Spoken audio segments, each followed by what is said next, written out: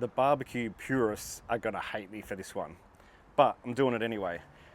Over here is my Weber Traveller, which I used for caravanning, but I like to do lots of reviews on barbecues, so it ended up living at work. If you want to see all my other barbecue reviews, check out my playlist. They're all designed around camping and caravanning, that sort of thing. But recently, I bought one of these. It's an electric ute. This is the Ranger Stormtrack. So, with my electrical fascination, I thought I'd buy an electrical barbecue. I've had this for a week and a bit now. I've done some testing, but now it's time for the ultimate test, and that's a big ass steak. So I'm gonna measure how they heat up. Does it really get hot enough? Because if I'm honest, I don't think the Traveller did get hot enough to do a good steak. So we're gonna see what this does. Here we go. Oh, that's probably not a great start to the test with 5% electricity, but we'll go over here, Pro Power Onboard, and we'll go into generator mode, and that should turn on. The vehicle must be running to apply power to the outlets. All right, let's run it. Bed outlet cover open. Yeah, I know, I did it. Okay, now over here, Pro Power Onboard, supply power, yes please. Let's go. In generator mode, it's only drawing 90 watts, that's just on idle, but I've got up to 6,900 watts in this thing. Let's go test it out.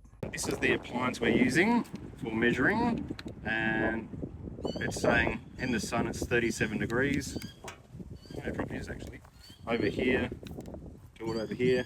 Oh, it's a little bit hotter ambient.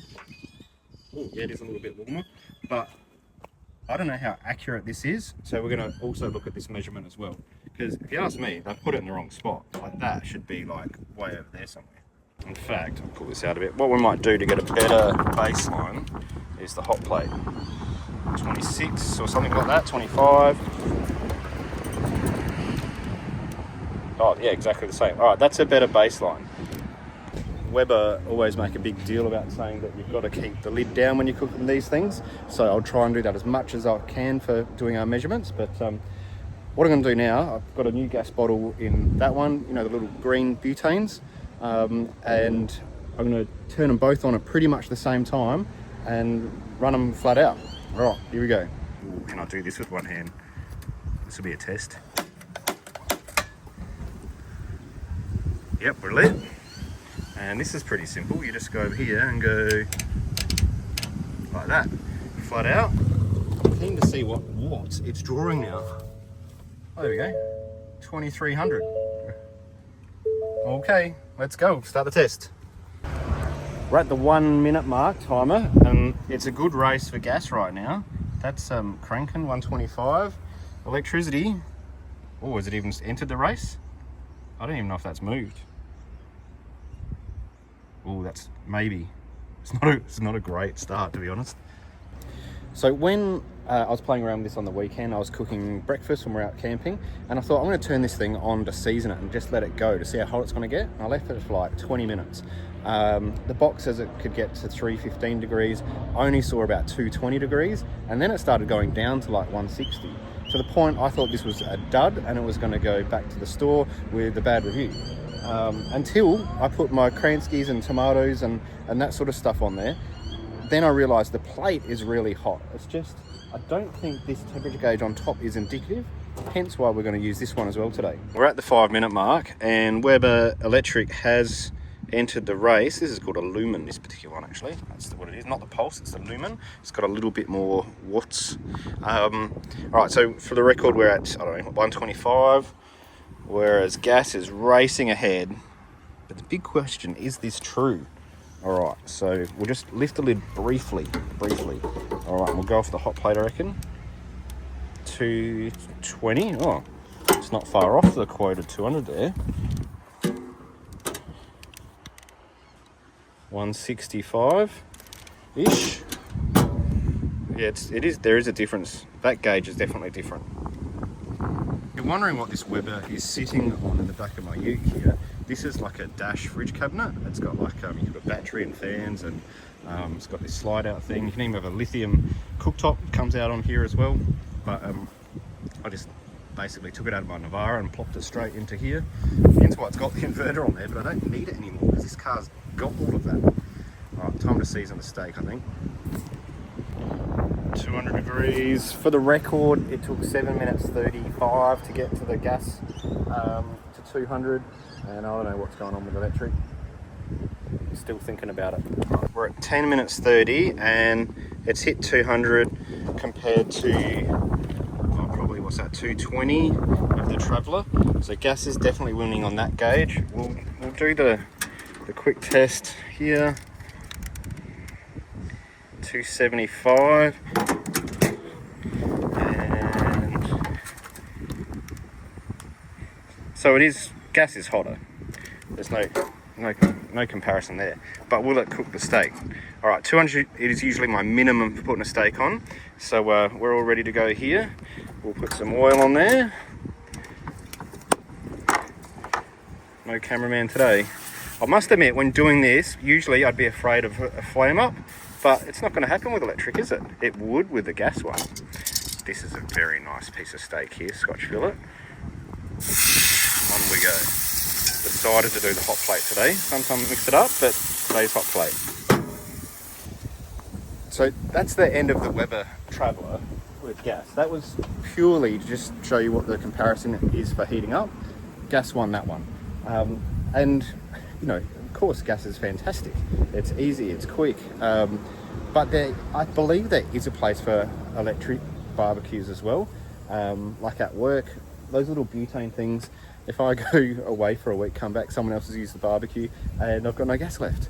Whereas it's a bit easier to get access to electricity if I just plug it in. So this may end up being my barbecue for work. That's sizzling away quite nicely now, I can hear it. Also, electric cars. We've got electric ute. Why not have an electric barbecue? There's mountains of power on there. I have 5% in the battery, and if it ran out of electricity, it would turn the car on, which it hasn't done yet.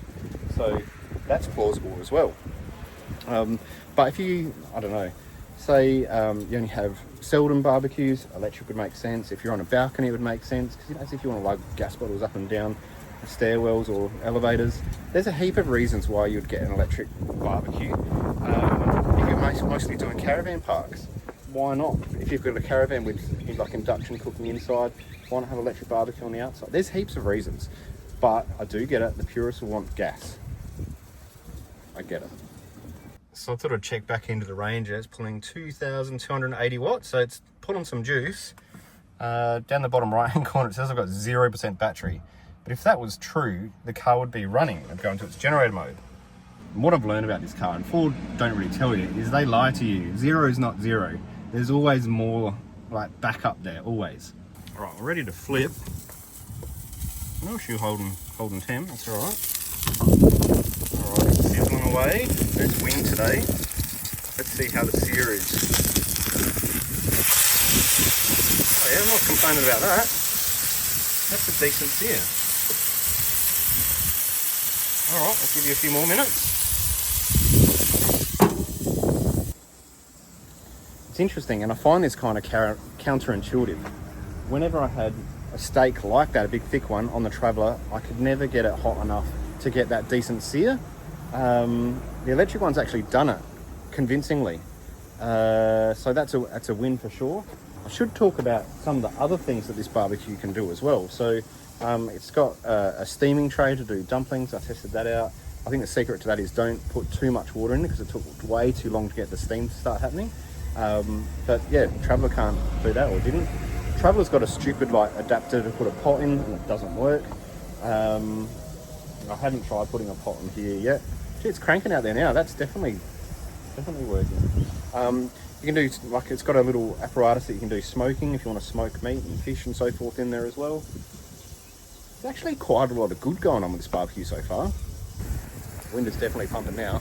And the gas barbecue, all gas barbecues, I swear, have trouble with wind. This is actually still climbing. We're at, I don't know, 220 Celsius now. So this, maybe in wind environments, like induction cooking, that works better in wind environments. Right. I think if I was talking too much, I'm worried that this is overdone now. Yeah, we're definitely medium. But that looks like steak. That can rest there for a bit, and we'll get into it. So, conclusion, and like, please bring on the hater comments as we get to this. electric barbecue was totally plausible. An electric car running an electric barbecue is totally plausible. It used stuff all electricity. Cook just as easy. It's no heavier, no lighter. It's just as easy or hard to clean. What else do you want to know? Like, it's going to fit in my caravan the same as the other one would. It really comes down to a choice. Some people like petrol cars, some people like electric cars. Today, I like an electric barbecue, but other days I will drive my Y62 Patrol, which has petrol. So, you know, each to their own. I'm just doing videos for you to compare. Right, time to cut her up and eat it. 20 minutes it took to do that. All right, it did work out more medium rare maybe, but it's going to taste good. Anyway, it tasted amazing. This one's out. See you next time on YouTube. Yeah.